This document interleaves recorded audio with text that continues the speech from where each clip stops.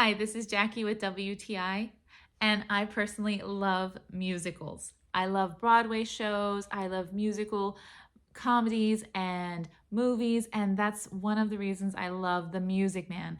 This is a classic, beautiful musical that originated on Broadway. It's on Broadway again now, but back in the 50s and 60s, it was on Broadway, and that's when they made this beautiful Technicolor movie about Marion the librarian and the wisecracking con man who comes to town and changes and rocks their whole world. It has classic songs, amazing musical productions, and fun for the whole family. I love to laugh and cry when I'm watching this movie, and it just gives me warm, fuzzy feelings.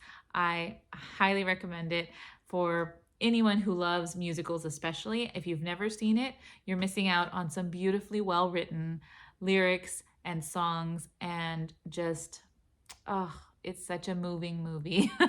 I just love it. I'm about to go watch it now, just the thought of it. And it also has behind the scenes features, a making of documentary, all really, really high quality, interesting behind the scenes features, whether you've seen it before or you're new to this movie, that you will love.